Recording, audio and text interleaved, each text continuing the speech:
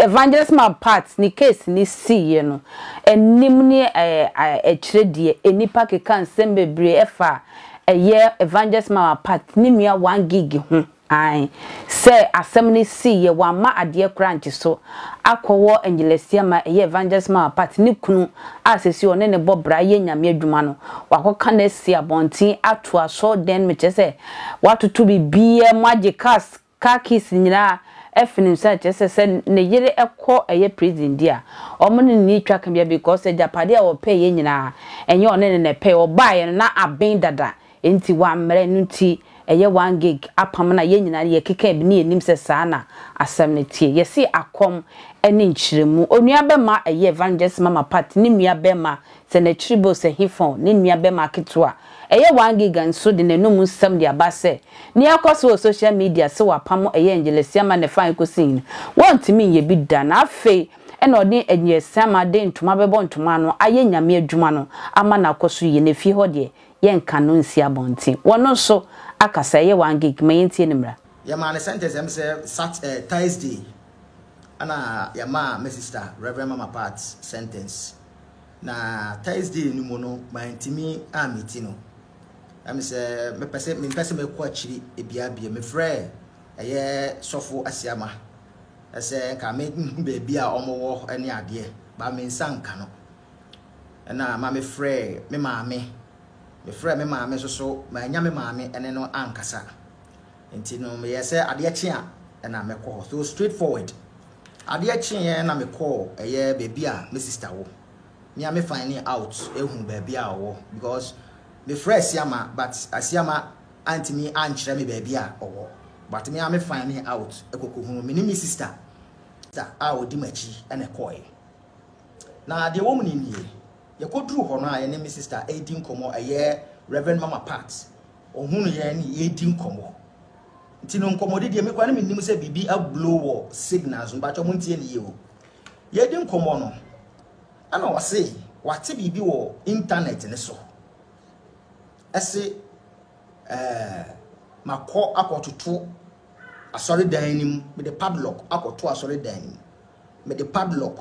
akoto TV station me the padlock akoto ne fie ma pamo asiama afrifie all the padlock akoto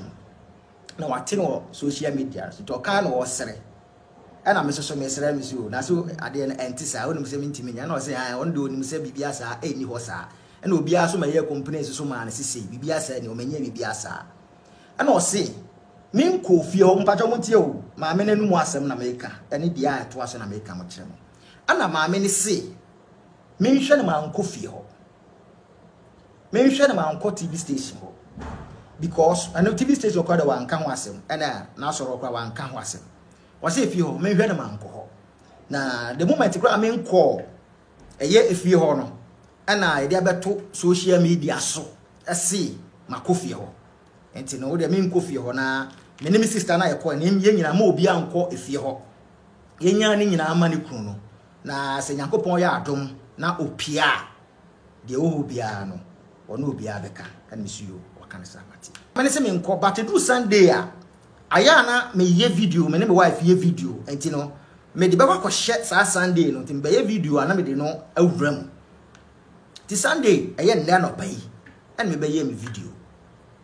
ana me disclaimer aye de akoso ne ade nyina me be kirekire mu a kire obia afi me wa sorry ye mpon asori but course ba na eba course ba na eba me ba fa nenwe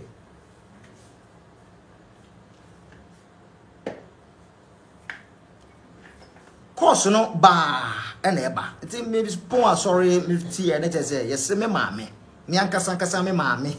a owo me ene me stepfather ene me bra ketwa ene asiama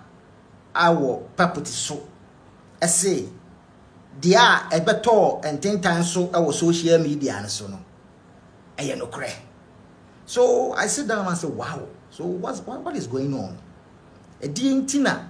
wo be dina social media so abeka say asem waba. This is the time one I was say abusuam ye unite ye ka ye ho bom na physical and spiritual and paibo any dia betimi so aye no physical so dia kire aboa ye nua no na baabi a owo no yetimi ayi ye nua no afiri ho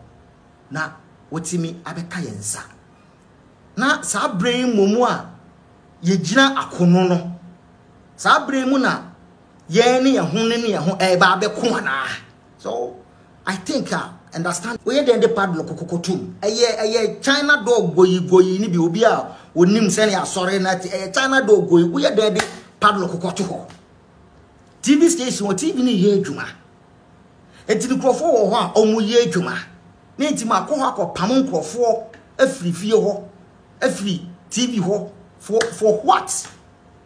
na enu achi no maba wo fie me wo fa se right now e wo fie enti no mebe pam wo asema fifie ho na maba be hwe right now na say alaze day you see but ni nyina mu no enne no mempese meko deep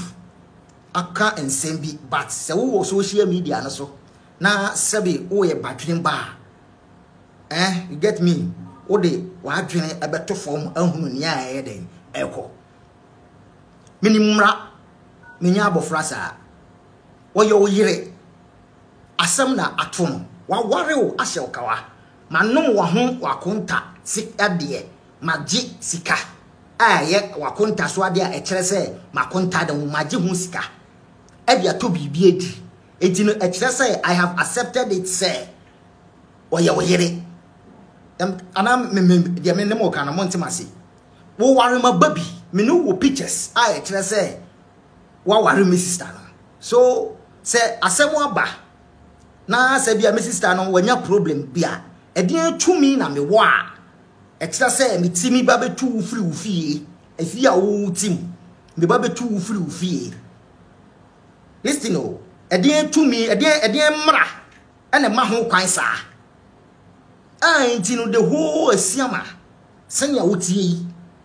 social media wantimi anya video bi